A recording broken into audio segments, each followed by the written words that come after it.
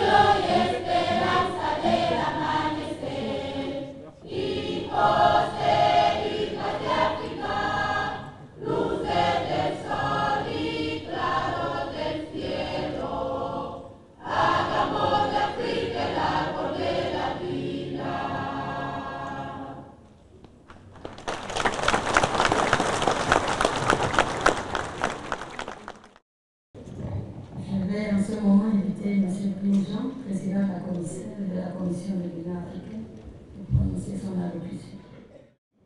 Monsieur le Président de l'Union africaine, Mesdames et Messieurs les chefs d'État et de gouvernement et chefs de délégation, Mesdames les Premières Dames, Madame la Vice-secrétaire générale adjointe des Nations Unies, Monsieur le secrétaire général adjoint de la Ligue des États arabes, Madame la mairesse de la commune de Malabo, Mesdames et Messieurs les représentants des commissions économiques régionales et des pays et institutions partenaires, Mesdames et Messieurs les membres du corps diplomatique, Excellences, Mesdames et Messieurs. Nous voilà de nouveau réunis à l'occasion de la session semestrielle de la conférence de notre Union. Malabo vient ainsi s'ajouter à la longue liste des cités africaines qui ont accueilli les rendez-vous réguliers de la grande famille continentale. Je voudrais, au passage, rendre hommage à l'Égypte et à la Tunisie pour avoir généreusement accueilli sur leur territoire des centaines de milliers de réfugiés, notamment africains, fuyant la Libye malgré leurs propres difficultés. Comme l'a si justement souligné le Conseil de paix et de sécurité, lors de sa réunion ministérielle du 26 avril 2011, les soulèvements populaires en Afrique du Nord doivent être saisis comme une occasion pour les États membres de renouveler leur engagement en faveur de l'agenda de l'UA pour la démocratie et la gouvernance et de mettre en œuvre les réformes socio-économiques qu'appellent les circonstances. Ce faisant, nous devons évidemment nous appuyer sur les progrès accomplis par le continent. Les différents scrutins qui ont eu lieu dans nombre d'États membres au cours des 6 mois écoulés, malgré les difficultés et parfois les insuffisances, ont pu être observés ça et là. Donc, ces scrutins témoignent de l'enracinement progressif de la démocratie pluraliste sur notre continent. Monsieur le Président, Excellences, Mesdames et Messieurs, la Commission a continué de travailler à la promotion de la paix, de la sécurité et de la stabilité sur le continent, consciente de ce qui ne saurait y avoir de développement durable, pas plus d'ailleurs d'épanouissement de la démocratie sans paix. Nous devons tirer une légitime fierté des acquis enregistrés, car ils attestent de notre capacité, pour peu que la volonté politique nécessaire ne manque pas à l'appel, à trouver les réponses qu'il faut aux problèmes qui sont les nôtres.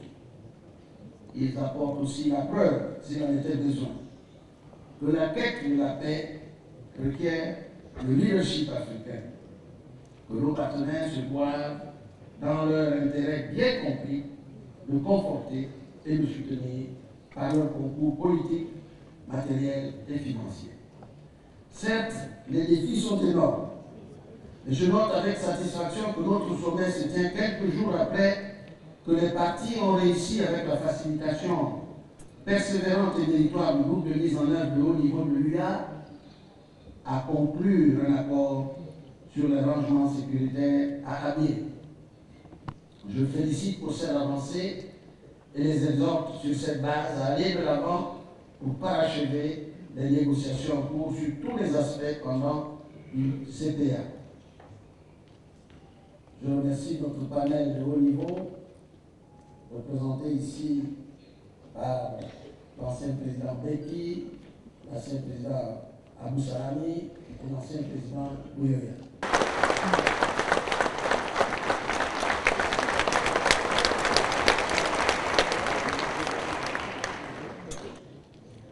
Monsieur le Président, Excellences, Mesdames et Messieurs, la présente session se tient dans un contexte également marqué par la fin de la crise post-électorale, longue et douloureuse qu'a connue la Côte d'Ivoire. Je voudrais assurer le président Alassane Dramane Ouattara, dont je salue la présence, du soutien total de notre union dans l'entreprise complexe mais exaltante qu'il a engagée pour la consolidation et la réconciliation entre tous les Ivoiriens et le relèvement socio-économique de son pays.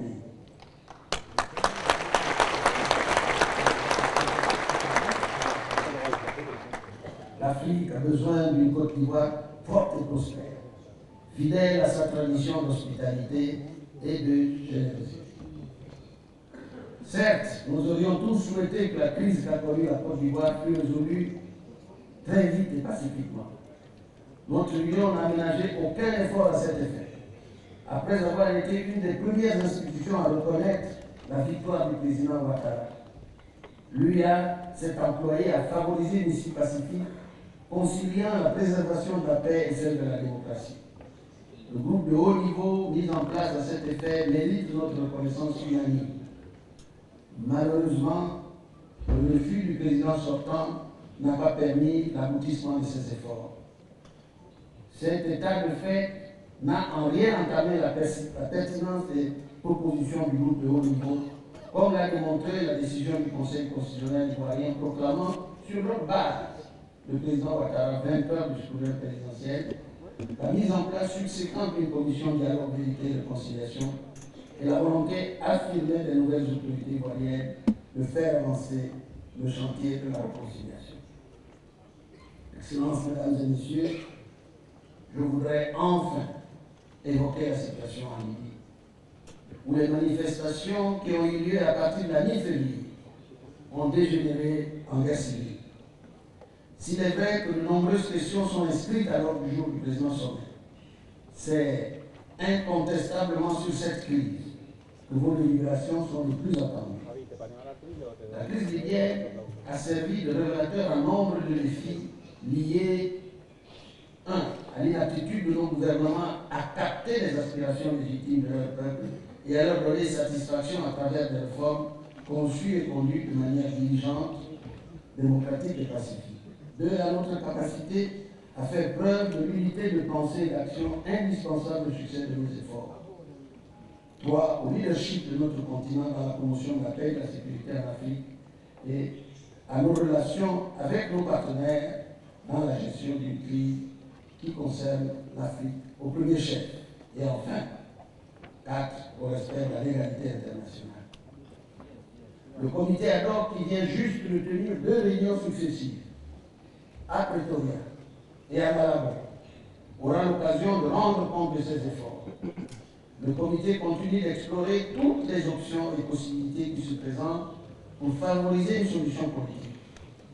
Ces efforts sont donc d'autant plus méritoires qu'ils sont déployés dans un contexte de défiance de la part de certains acteurs vis-à-vis de l'initiative africaine. Alors même que la résolution 1973-2011 reconnaît formellement le rôle de l'UIA, en rendant un juste hommage au président Mohamed Ould Abdel Aziz.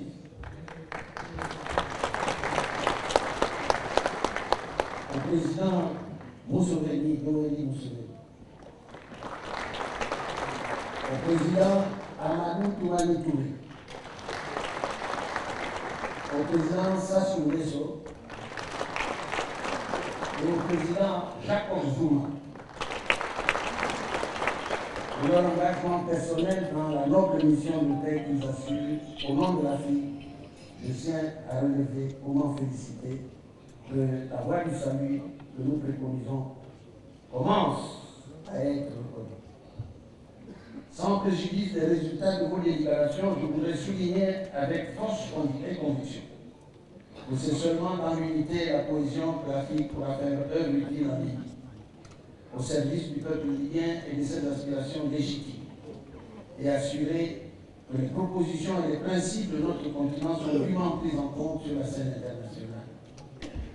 Je n'ai aucun doute que votre sommet saura mesurer le caractère décisif de ce moment historique et donner des orientations qui renforcent la crédibilité de notre Union et sa capacité à relever les défis qui conditionnent son avenir en tant que creuset des valeurs et aspirations de nos peuples, en tant que vecteur de l'intérêt collectif de nos nations.